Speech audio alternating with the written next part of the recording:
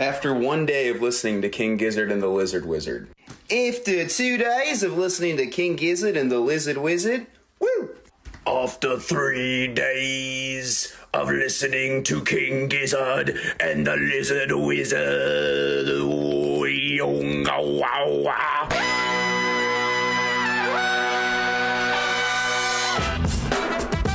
Good morning, sweet world, and welcome to the No Dunks podcast on the Athletic Network. It's Tuesday, January 14th, 2025. I'm Jay Skeets here in the Classic Factory, and alongside me, as always, Tass Mellis. Podcast and maybe King Lizard Wizard listeners, this is for you. Next to him, it's the bearded one, my top shot hot boy, Trey Kirby. Heyo. Heyo. And over yonder, making the magic happen, super producer JD. Hello. There he is. Here we are. Here you are. Live on YouTube. Hit the like button, subscribe, share the show. Podcast listeners, do us a favor. Help us out in the rankings. Leave your boys a 5-star rating and review. Big show today. Here's why. It's the return of Say What? The hot game that Tass Mellis and JD play, where they test Trey and I's knowledge of the NBA broadcast crews and whether or not they're saying what they're saying. It's wild. And it's been forever since I've played it. You guys did it way back in the preseason. I was gone that show, so it's been like probably a year since I've played Say What. Yeah, so we've come up with some things that you may have heard or may not have heard from NBA broadcast teams. You tell us.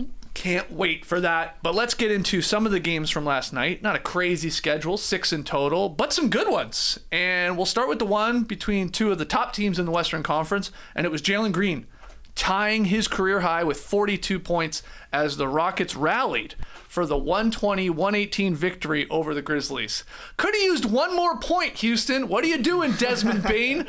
Shooting the three at the end. That was pick'em. We'll get to that later. But really entertaining game again between these two teams, and the Rockets pull it off. How surprised were you that they came back in this one? This was an awesome win for the Rockets to get a victory on a night when they turned the ball over more than 20 times. Incredible stuff, and just such a fun game to watch. The Grizzlies and the Rockets, they play similar styles. There's obvious tension, I feel like, between these two teams. It will bubble over if they somehow match up in the playoffs. There's even a couple of players in common, right? Dillon Brooks, former Grizzly. Right. Steven Adams, former Grizzly. I thought this game was over when Ja Morant hit a 37-footer to put the Grizzlies up by 12. Memphis was hitting wild shots all night long. They banked in several shots from straight on at the end of the shot clock, but enough performance from so many guys for this Rockets team. Jalen Green was great, 42 points.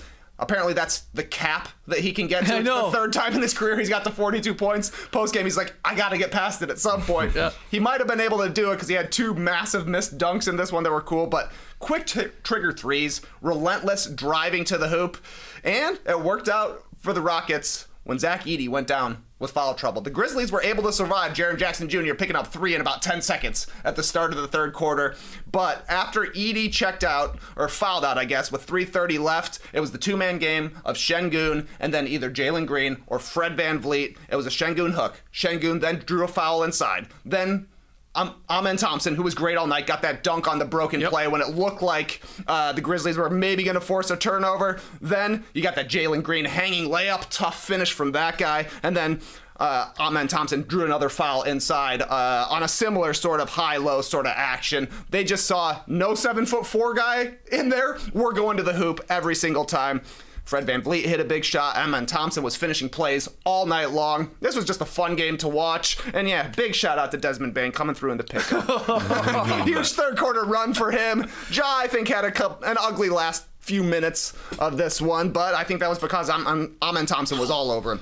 Yeah, what a blessing for the Houston Rockets to have Amen Thompson go into the starting lineup over Jabari Smith because of Jabari Smith's injury, just to see what Amen Thompson could do. He did a really good job against Ja Morant, who is just freaking spectacular. There's that play where Amen Thompson shuts down Ja Morant, and he has to backpedal. Okay, what am I going to do? And then he's in the key, and he can somehow just fly by Amen Thompson, then just hang in the air while Cam Whitmore came and challenged the shot, but somehow he's able to just go up and underneath Cam Whitmore. Just so much fun watching Morant and Jalen Green. That being said, Amen Thompson's defense and the Rockets' defense was really important on Ja Morant. Ja Morant turned it over 7 times. That's a lot of freaking turnovers. And overall, they had more turnovers than assists. The Grizzlies had 15 assists and 17 turnovers. That just doesn't happen that much in the NBA. A big, big credit to the Houston Rockets, who are full of battle. This, to me, it was a lot about the fight level in these games, watching them play 3 times here. Now, the Rockets have won all 3 times, and they've got that tiebreaker in their division, which is important because they are the 2nd and 3rd seed in the Western Conference. They could come down, but they're just super fun to watch, period. And I think the battle is really important. The Rockets won on the offensive glass 15-8. 6 for Steven Adams against his old team. That's a lot of rebounds for a guy coming off the bench and has just found a role for him recently. And this stat just weirded me out to see the Memphis Grizzlies haven't been beat on the offensive glass this season until this one, because they are a great offensive rebounding team, but so are the Houston Rockets. It was just an incredible fight level. I think Amen Thompson really was a huge factor in this game. 19 points. 13 rebounds, 4 assists, 2 steals, and 5 blocks, just doing everything. This is a real grab-me stat, but he's the first second-year player to do all of that in a game since... This is a player you think of who could have like a 5x5. It's almost 20 years ago, but you know him. Andrei Kirilenko. No, but he played for one of these teams. A big part of his career. Well, some of his career. Was he a part of his career. Superstar or no? Nah. Flirted with an all-star? Stan Van Gundy thought he could be a superstar when he paid him a lot of money with the Detroit Pistons. We're living in a town. Josh Smith? Yeah. Oh, yeah. nice. That's a crazy one. But okay. Yeah. You can see the comparison. I mean, just crazy athletes. Yeah. And so fun to watch him defensively. It's interesting to see what the Houston Rockets have. Just period. I mean, going up and down that roster. Yeah. Well, no offense to Jabari Smith Jr., but I think he's going to get Wally pipped here, because how are you going away from Amen Thompson in the starting lineup? He's Mr. Make Something Happen. He's doing something at all times. It's awesome. He's just... Like, he had 5 blocks in this game. Yep. How many scares did he have of Ja Morant? When Ja would get in, he usually loses guys with his athleticism or can then rise over him for a little push shot. He was blocking that shot or making Ja back out and have to find the pass. Got an easy steal in the corner with Dylan Brooks because there was no shot there. Amen Thompson was just incredible in this one. Jabari Smith Jr. definitely brings more shooting to the team. Maybe eventually he elbows his way back into the starting lineup, but I don't see any way that you can go away from what Thompson's doing. Yeah, the Rockets broadcast all night calling him first team all defense, talking about Amen Thompson, maybe in play already, despite being so young. What I love about him, you said it sort of there, TK, like he'll get the initial stop. A lot of guys in the NBA can do that. But then to continue to lock in again when, you know, someone like Ja Morant still has the ball and is still operating, that's where you're like, you have to have insane energy levels, be totally committed defensively, not biting on pump fakes, like smart, high IQ. He is so good, and what a stat line from him. Yeah, working in that dunker spot, sort of perfect, because, you know, that's the one thing. He's not a great shooter. Did hit those free throws that were pretty clutch. That was amazing with like 9 seconds to go. Knocked them both down. Really big free throws in this game. That was super tight. So awesome. Was that 6th foul on Zach Edey? Was that the crazy Jalen Green dunk attempt? He cocked it way back. Yeah, where he just tried to poster him, took off so far. But huge, obviously, to draw the foul. And Jalen Green, he's on a heater right now. He was on a heater last March. He was putting up wild stats. But I think it's a little different this streak right now, especially these last 4 games where he scored 33 points in a win, 29 points, 27 points, and then 42 last night. I like that his shots they're better. Whereas last March, it felt like he was just hitting tough shot after tough shot for like that week or two.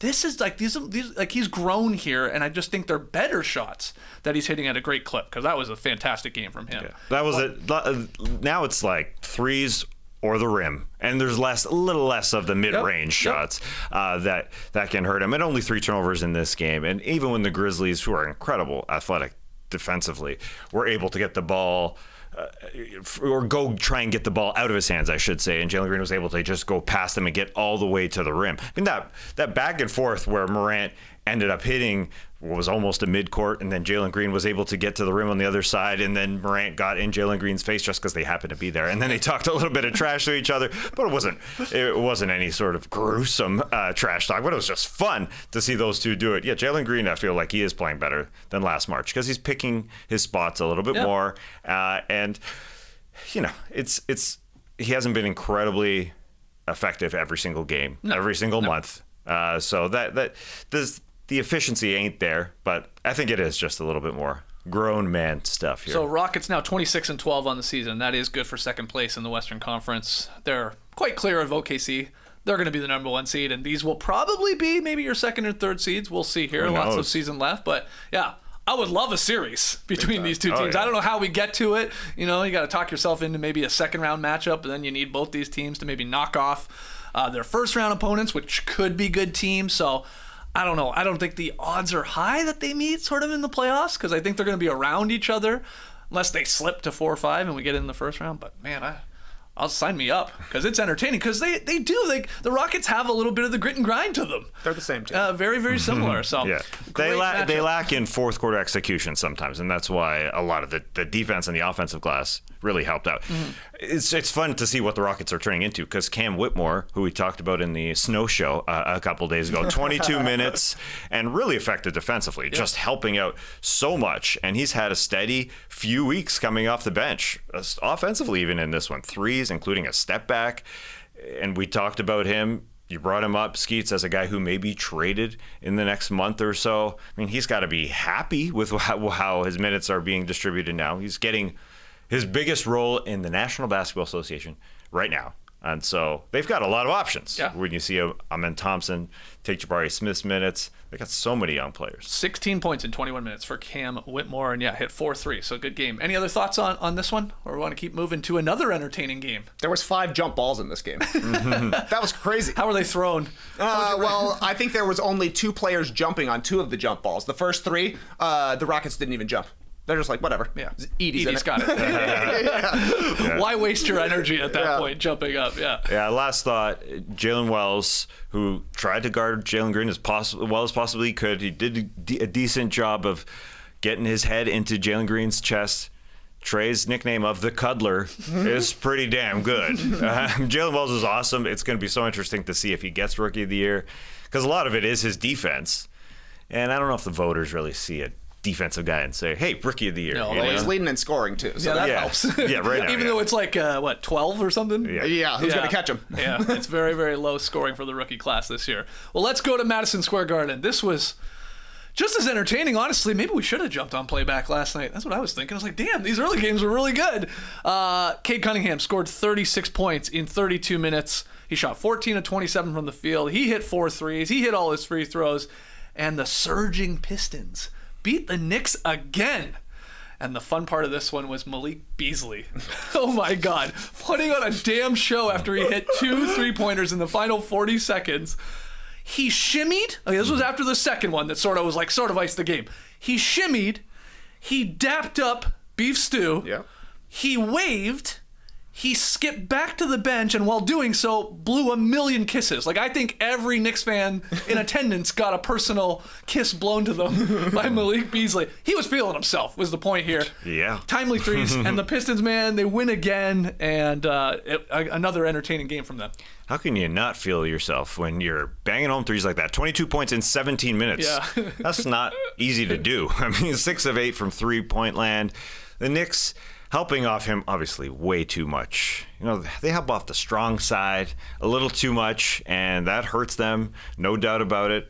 What also hurt them, I thought, Cade, a spectacular game. 36. He had 29 points in the second half, which I was surprised by, because they went to the locker room at half, and he had 4 fouls.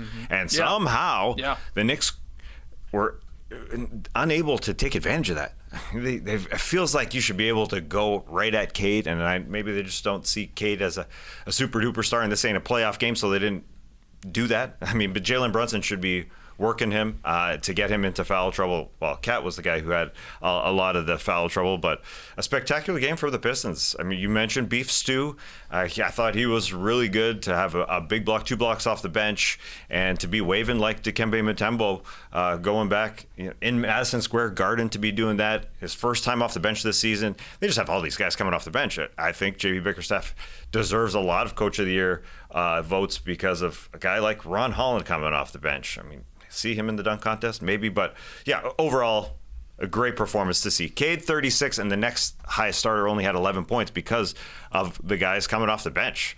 Somehow Marcus Sasser's part of the rotation. Somehow Simone Fontecchio is now part of the rotation with Jaden Ivey injured, and they're still doing it. So very, very impressive stuff. Pistons have won 10 of their last 12 games. They're 21-19 now. First time since 2017-18 that they've been above 500 through their first 40 games. So this is a feel-good story here. And what were your takeaways, TK? Well, I was with you on the celebration from Malik Beasley. It lasted 15 seconds. It was incredible, but he earned it. He hit the two biggest shots of the game on basically the exact same play. Cade was cooking so much that the Knicks had to put 2 on the ball.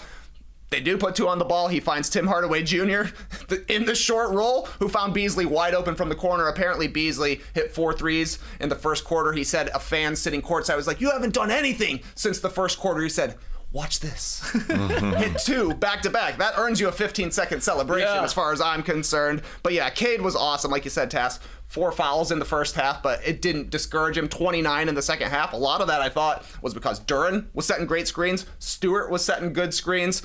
And Cade was just a poor matchup for the Knicks perimeter defenders. He was too big for Mikal Bridges, and he was too quick for OG Anunoby. He had 19 points in the paint, including a couple of really tough layups in the last 5 minutes. Also drew a couple of fouls for free throws, which is a concern and a criticism I had for Cade Cunningham. Never gets to the line. But he's gotten stronger. He's gotten better with the ball. He takes a lot more pull-up threes right now, which gives him a lot more driving lanes. So awesome performance from him, and good stuff from the Pistons vets to help them pull this one out. Yeah, I thought also one of the biggest plays of the game was Asar Thompson. We talked about Amen Thompson, his brother, his twin brother, but Asar Thompson, he had a deflection with like 1:48 to go that was originally called out on Detroit because he sort of jumped the passing lane, got his hand on it, and they're like, okay, it's going to stay here with the Knicks. But they challenged it, and they looked at it, and sure enough, it went off Karl Anthony Towns after it hit Asar Thompson, and that led to 2 Cade free throws after that review, and that put Detroit back up 4. So big play from him. And then Cat, what'd you think of that illegal screen call on him with about a minute left, Knicks down 1? You know, he went out to set the pick for Brunson. Brunson sort of maybe went a little too early. It was bang, bang, got called, and then we got a classic Cat face. I mean, I want a compilation of those Cat reactions, man. They're so good. He was pissed, though, and he had a good game, 26-12, but that was a huge call at that point in the game. It was a 1-point game. Knicks could have taken the lead there. Maybe it's a reputation one. I don't know. Foul in January, probably not in May. Yeah. I'm sort of with you on that. But Pistons blasted him. He did blast him. It's a little on Brunson. Brunson went a little early, but definitely Cat kangarooed up on the screen. Hit him pretty hard. But look, the Knicks have lost 5 of their last 7 games. You got Josh Hart calling out players for having egos on the court. Who could it be?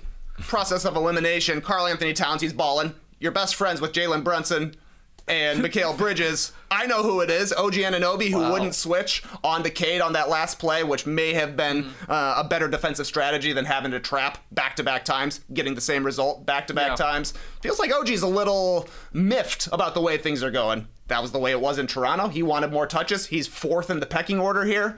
I don't know. Not a great time for the Knicks right now.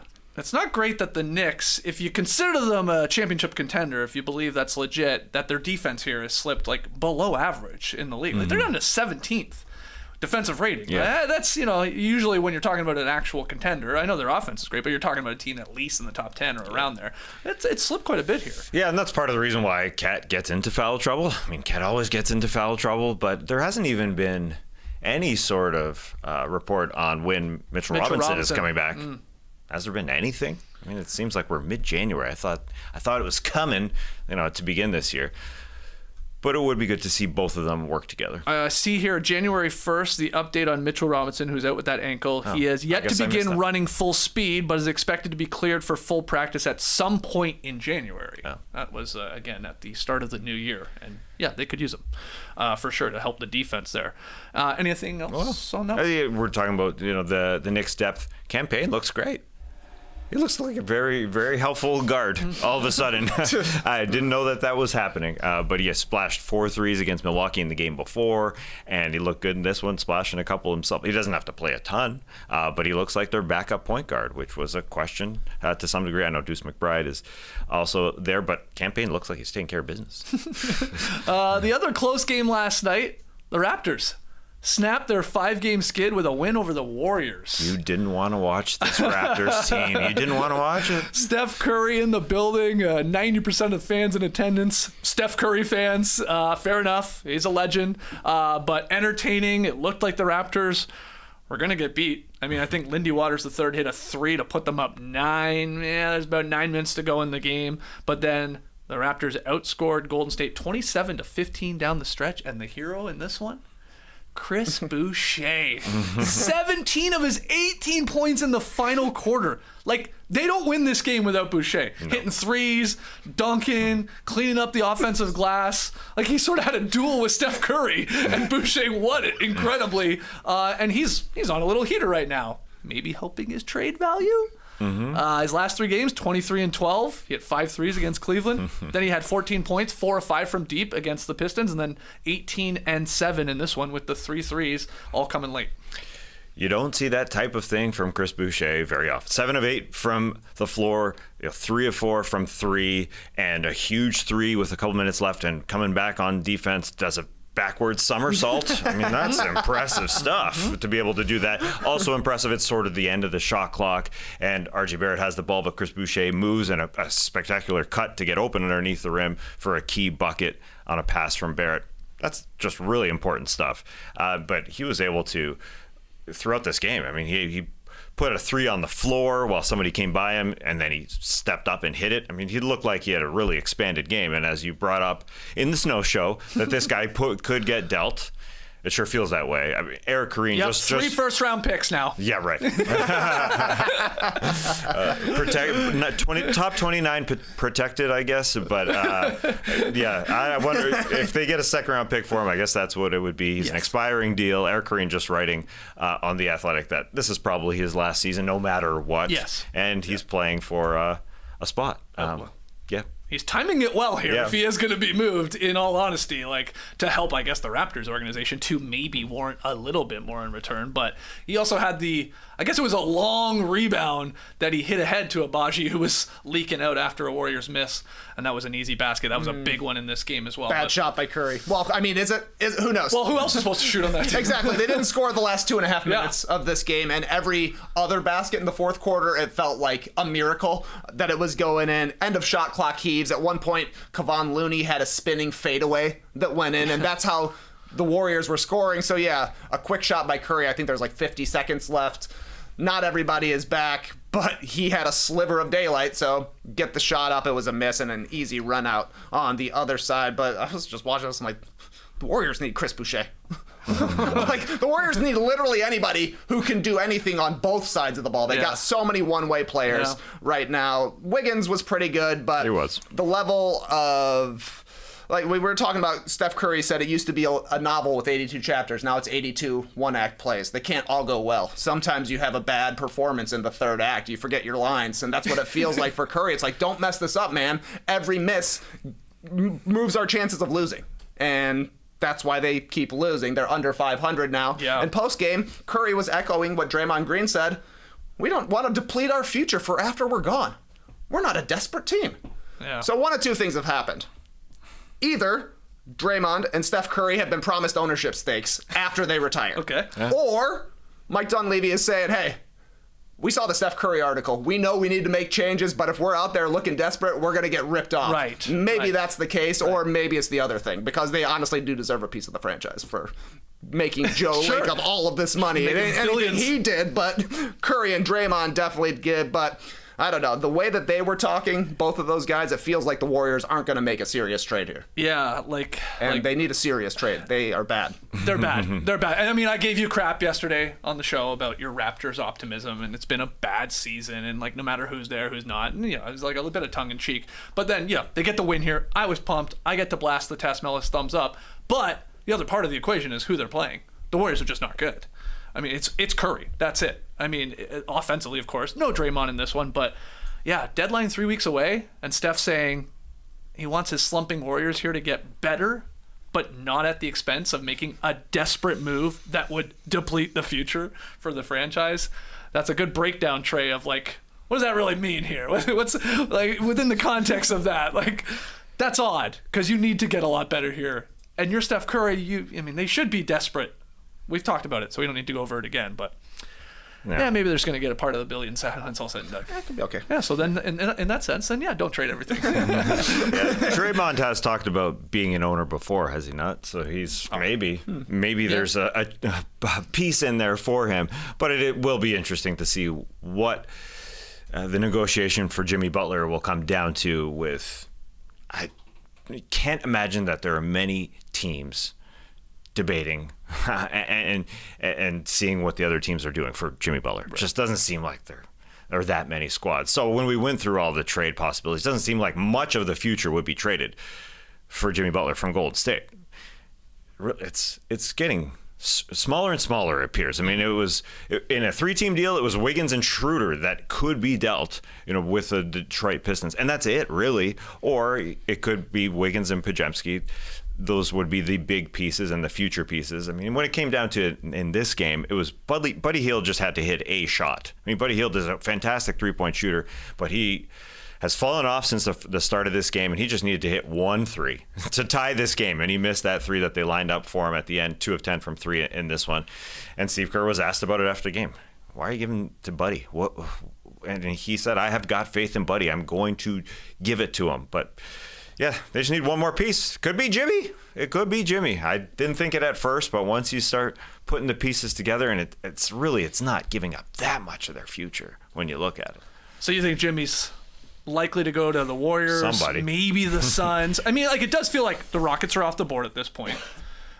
You start looking at other teams, it's like, I don't know, the Grizzlies, I guess. That was a hot rumor for a while. I'm not sure how you feel about that one. Boo. It feels like it's Warriors or Suns, and part of the Suns equation is getting Bradley Beal to obviously let the no-trade clause go. So I think what it comes down to is how many years you got to give Jimmy Butler paid for the next few years. Mm-hmm. Like what contract he's demanding, his team is demanding in a trade. I think that's really what it comes down to. Moving on. Anthony Edwards scored 20 of his 41 in the fourth quarter as the Wolves defeated the Wizards on Monday. In doing so, Ant became the 8th different player to score 40-plus points against the Zards this season. It's a fun list. Victor Wembanyama, a.k.a. Hector Banana Bread. He got the party started in mid-November with his first ever 50-point game against the Zards. Then it was James Harden with 43. Next up was Giannis with 42 and a triple-double. In December, Jokic hit a career high. He put 56 on the Wizards in a loss. What? Then it was Shai Gilgeous-Alexander. He went for 41 right before Christmas. Jalen Brunson scored 55 thanks to an overtime win in D.C. CJ McCollum scored 50 on January 3rd, which is a day for getting buckets, as we all know. And now Anthony Edwards with 41. So who's next? Who joins the list? Let's hear from you in the comments. Who will be the next person to score 40-plus against the Wizards? 8 different guys in a 2-month span. That's wild. They play the Suns on Thursday, so either Durant or Booker. That's pretty good. Yeah, one of the Suns. It'll happen the next game. Maybe both. Honestly, maybe both. It could happen. Yeah, the team is bad. They're losing every game, and they're losing every game quite handily. They're not even close in these. I did see, though, that Jordan Poole showed up to the game dressed in a Ravenclaw robe. So I was like, it's got to be Harry Potter night.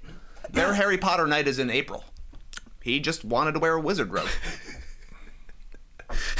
Just testing it to see maybe how it will look for the April Harry Potter game. Came in, wanted to put it on. It's like, maybe you decide your Halloween costume a month early, you order it. Might as well put it on right now. People were shocked, though. He self-sorted into Ravenclaw. Yeah. Seems like more of a Hufflepuff to me. Is that what you think? Yeah. I was going to ask you that as the Harry Potter expert here. I think give me the traits of what Ravenclaw, is that what you said? Ravenclaw are known for their smarts and intelligence. Okay, he's in the wrong one.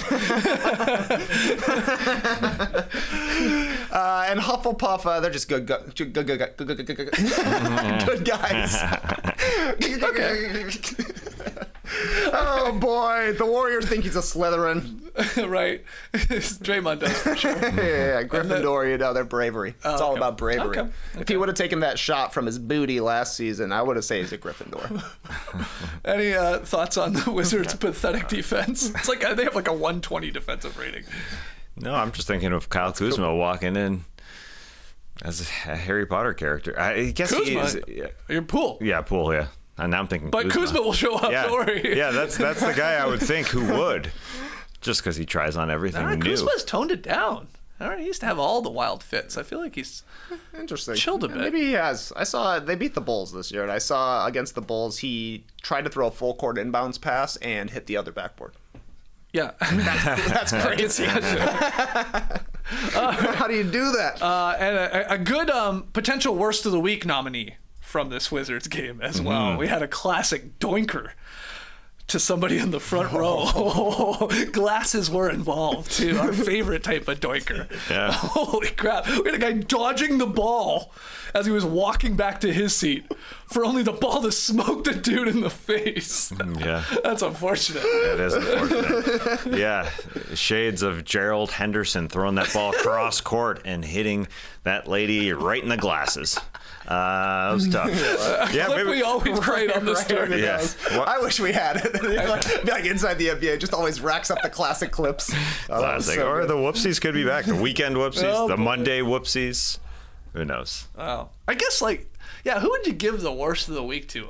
You could say the guy that got hit in the face, but you might even give it to the guy that just straight up dodged the ball. Like, he could have maybe just caught it. I think maybe he had something in his hand, but he literally just, like, got out of the way like he was playing dodgeball. He had popcorn in Did his he have hand. popcorn? Yeah, Okay. he couldn't have caught it. Okay. Couldn't have caught it. Well, he could have hit it with his body. I mean, Popcorn everywhere. Delay of game. well, that's hilarious. It would have been better visually for sure. An explosion of popcorn. Yeah. All right, anyway, we'll find, it's up to Tess ultimately. We'll find out on the Drop podcast on Friday when we get to worst of the week. We also had some sort of blowouts, I guess. It was nice to see, obviously, the Lakers and the Clippers back in action after those wildfires over the last week. The Lakers lost to the Spurs 126-102 in their first game back, again from the wildfire postponements. And then James Harden had a big third quarter, helped the Clippers rally past the Heat 109-98. Any takeaways from either of those LA games? No. To see them back, and unfortunately, those wildfires still happening. It hasn't been contained entirely. But it was good to see James Harden finish the job. It was all James Harden for me in that one. And a good effort from the Heat. You don't get bad efforts from the Heat. They have recovered very well from the Jimmy Butler fiasco. No Bam in that game, too. Yeah. Kevin Love got the start.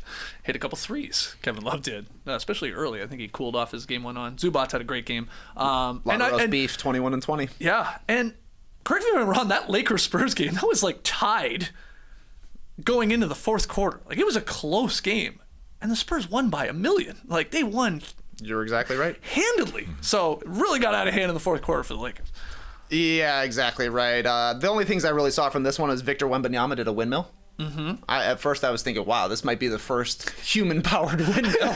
But his arm didn't make that big of a thing. So it just only generated a couple of kilowatts of energy. Sure. And then post-game, it was pretty cool seeing Chris Paul and Victor Wembanyama going over to J.J. Redick's kids, hooking them up with their jerseys that they just played in, signing it for them because they lost their entire jersey and card collection in the fire. So that was a nice moment. Yeah, very, very cool moment from those guys to go take a photo with them. All right, so those are last night's games, but let's get to what everyone's here for today. It's time to play Say What. What? Say what? What? Say It's time for Say What, a segment that will have you saying, did that conversation actually happen during an NBA game? JD and I will act out what may or may not have happened between a broadcast team and an NBA game. You'll tell us which it is. Is that real or not? JD, are we ready to go? We are ready to go. All right. Here's Portland's Kevin Calabro and Lamar Hurd during a Blazers-Rockets game. I'm Kevin, and JD is Lamar. Okay. Friends, create your perfect game day lineup with Blazer Flex Packs. This fully customizable... Pronounce it for me, Lamar. Yeah, that's it. Customizable. You're on top of it. It doesn't sound right. Yeah, it does. You can customize it. It's an experience that puts you in control of the matchups you want to see. Receive a pair of complimentary tickets. You ever get stuck like that, Lamar? All the time. Yeah, a word like what does that mean? All the time. All the time. You can add all kinds of games, 5 games to your pack. Visit blazers.com/ticketpacks to pick your games today. Pretty much everything is a bowl. Yeah. Customizable. Yeah. Doesn't sound right to me. All right. It sounded good. I thought it was one of your better reads. Yeah. Live TV, baby. Anything can happen. Nice toss in there by Avdia. Blazers stay at it like a pack of piranhas, but nothing doing. Denny's reading that weak side defense. Van Vliet, he's in the restricted area. So Tumani is wide open. That is the right play to make. The Blazers just want to consistently make the right plays. Customizable. Yes! And scene. Wow. All right, so Skeet's trade, did that conversation actually take place in a Blazers game, or was that made up? Say what's insane to me, because every time I'm like, how would you have made that up? But I know you do for some of them. That's the crazy thing. I'm with Kevin Calabro or either Tass Mellis. Customizable. Weird word. Yeah, it is It's weird. odd. He's right. Or again, Tass is right. I don't know who it is yet. But TK, you gotta read on this. I guess my gut says it's real. I'm thinking real too, because I agree with Lamar that everything is a bowl. Customizable, talkable, doesn't matter. A walkable neighborhood, for instance. However, it is odd to imagine Kevin Calabro stumbling over his words. Guy's been great on the call for 20 years. On the other side of things, I remember him once upon a time calling a game that involved Zach Randolph. He was posting up against somebody, and he said it was like two alligators fighting. I've never forgot that. So when he mentions a pack of piranhas, I'm like, ooh, interesting. Same genre of reference. I'm saying real. Okay, yeah, I agree. I'm going real. I thought when you said the Blazers broadcast, I thought we were getting maybe some Grinch-like stuff here. I saw that content going around, but you obviously swerved, you went another way, but it sounds real, so we're saying real. Yes, that's correct. Let's hear it. Oops. Customizable? Pronounce it for me, that's Lamar. it. Customizable. Yeah, you're on top of it. That doesn't sound right. Yeah, it does. But you can customize it. It's an experience that puts you in control of the matchups that you want to see. Receive a pair of complimentary tickets. You ever get stuck like that? Or where do you like? All the time. What does that mean? All the time. You can add all kinds of games, 5 games to your pack. Visit trailblazers.com/ticket packs to pick your games today. Pretty much everything is a bowl. Yeah. Customizable. Yeah. It just didn't sound right to me. Yeah. All right. It sounded good. I thought that was one of your better reads. Yeah. Live TV, baby. Anything can happen. That is the right play to make. The Blazers just want to consistently make the right plays. Customizable. Yes. I didn't pause like Kevin Calabro before he said customizable, because that was a callback. Shout out to JD, who pasted 2 parts of the game together, because there was a callback a little bit later where Calabro wanted to say customizable again, as he commented on Lamar Hurd's comment about, hey, the Blazers just want to consistently make the right plays. Customizable, Calabro. And Lamar Hurd, they're always on Say What, because they're always just damn good. They're 2 of the best. They're one of the best broadcast duo. Moving on to another great duo. Brooklyn's duo of Ian Eagle and Sarah Kustok calling Nets Pacers. I'll play Ian. JD will play Sarah. Time for the drive of the game, presented by your local Tri-State Genesis retailer. This one happened early. It was a rip and run by Noah Clowney. See him on the push, strong with the finish, picks up the foul and the bucket. The growth that you're going to continue to see, sorry guys, the growth that you're going to continue watching from Clowney as he gets more and more comfortable with the basketball in his hands. Beautiful look for your Genesis drive of the game. Bird, do you know what skibbity means? Excuse me? Skibbity. Skibbity? Skibbity. Not in my lexicon. Okay. You? No, not mine either. Oh. Someone said it to me, and I figured you know all the words that are out there and even words that aren't. I need to put that in my vocabulary. Yeah. Well, we'll see. Well, can we look it up? I mean, you can. We'll see if Stu can look it up. Oh, you don't multitask during the game? You need to log in? It's a nonsense word. No inherent meaning. It's used in a variety of ways. Depending on the context, it can mean cool, bad, or tough. It can be used to start a joke in conversation about slang culture. It can be used to mock. Skibbity. Bank shot goes for Nemhard. Skibbity off the rim. You're welcome. And scene. So what do you guys say here?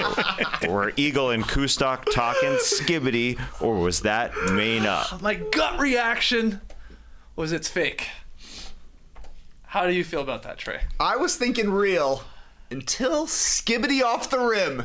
I don't think I and Eagle would joke around about a basketball shot. You know where I started to lean towards it being fake when we got the quick looking it up, and it was sort of reading the what it means, I guess. I don't know, something about that was a little too on the nose. Not that they couldn't do that, of course, they joked about asking Stu, but then I guess sort of Eagle just did it. I don't know.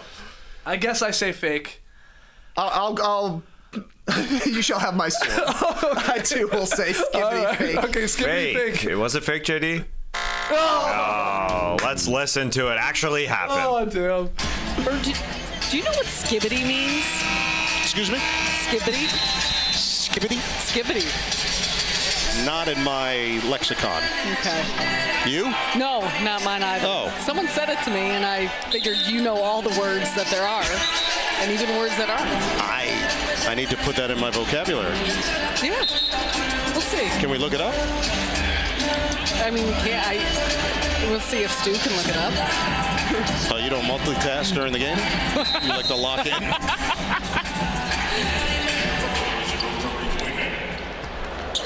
It's a nonsense word.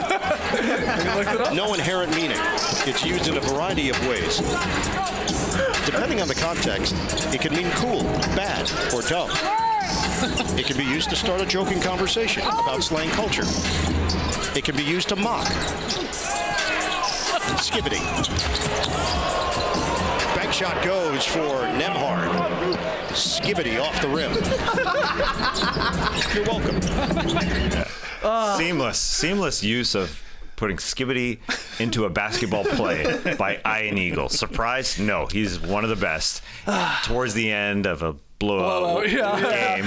You picked two great teams to do this for so far. Teams at the bottom of the standings. They got a chance to tap dance. I didn't factor in that it could be happening during a timeout or a review, but man, incredible timing by Eagle to get through the entire definition of it, hit the last word right before Nemhard finishes, almost like it was planned. I guess he logged in. I love how he called out Sarah Kustok for saying, what, you can't multitask? You don't log in during the game?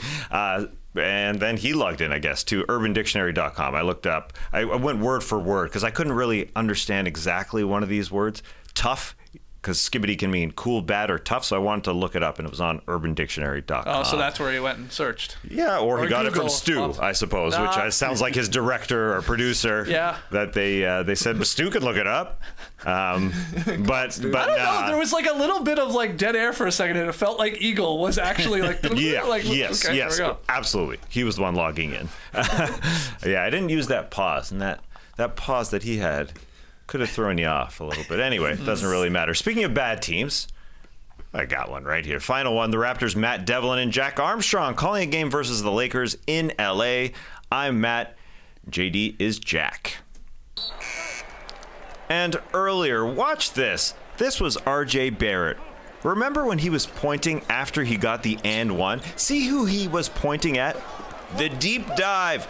Game of Thrones. Read the lips. Game of Thrones. Wait a minute. Is that Jaime Lannister? Yes. That's actor Nikolai Coster-Waldau. How about that? And Ben Affleck here. And from the Los Angeles Dodgers, Jack. Oh, don't break my heart. Go ahead. Mookie Betts, the great Mookie Betts. And Jack, I know you're big on Game of Thrones. RJ going over there and saying, wait a minute, don't I know you? I know Ben Affleck from Good Will Hunting, right? Yes. There you go. Was that the movie? Yes. Who was the other guy? That'd be Matt Damon. Matt Damon, yes. Have you seen Game of Thrones, Jack? I've seen a few episodes. Have you? Just a few. No binge watching for you? Oh, I don't do that. Binge reading, though? I do. I like to read. Hachimura with the 3 doesn't go, and batted out by Pirtle. Of course, Jaime Lannister is the eldest son of Tywin Lannister. And with Cersei's ascension to the Iron Throne, Jack, which I'm sure during Game of Thrones, you were watching that, right? That's such a Devlin. I think they pay their debts, don't they? 64-55 with 9:56 to go, and scene. Oh, well, this one's real. I remember the incident. Unless I'm like jamming two together, I remember the R.J. Barrett, Jaime Lannister thing happening. Absolutely, but what if this is based on a true story? I know. If I rewrote the thing that actually happened, which I have done before. Yeah, you have. Yeah, we need remixes. Yeah. Also, like, you could have given us the first part is real, and then all the getting into how much of Game of Thrones has Jack watched. Maybe that part is fake. I don't half fake them though. So it's real. Yeah, it's gotta be real. It's real, baby. It's real, baby. Yeah, let's hear it. Let's hear the actual one. It was such a good one. It's so good. And earlier, watch this. This was RJ. Remember when he was pointing after he got the and one? That's who he's pointing at. The deep dive. Game of Thrones. Read the Game of Thrones. Wait a minute. Is that Jaime Lannister? Yes, it's actor Nikolai Coster-Waldau. How about that? And Ben Affleck here. And from the Los Angeles Dodgers, Jack. Oh, break my heart. Go ahead. Mookie Betts, the great Mookie Betts. And Jack, I know you're a big Game of Thrones, and just RJ going over there and saying, wait a minute, don't I know you? And of course I know Ben Affleck from Good Will Hunting, right? Yes. There you go. Was that the movie? Yes. Yeah, who was the other guy? That'd be Matt Damon. Matt Damon, that's right, yes. Have you seen Game of Thrones, Jack? I've seen a few episodes. Have you? Yes. Just a few. Just a few. So no binge watching for No, you. I don't do that. Binge reading, though. I do. I like to read. Jamira with the 3 doesn't go. And batted out by Pirtle. Of course, Jaime Lannister is the eldest son of Tywin Lannister.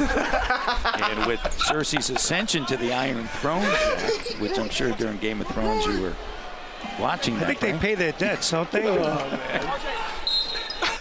You guys, gold stuff. That was gold. You do a really good Devlin. I'm telling you, you do. I couldn't do it as funny as there he were did. lines. He was though. laughing. They're and just chuckling. like how the pace. Devlin talks, man. Devlin's pace is much better than mine. I thought. I remembered the incident, but when Devlin circles back to like the Jack, you remember Cersei Lannister, like it's like that's such a Devlin thing to do. You're a big Wale fan, right? Yeah.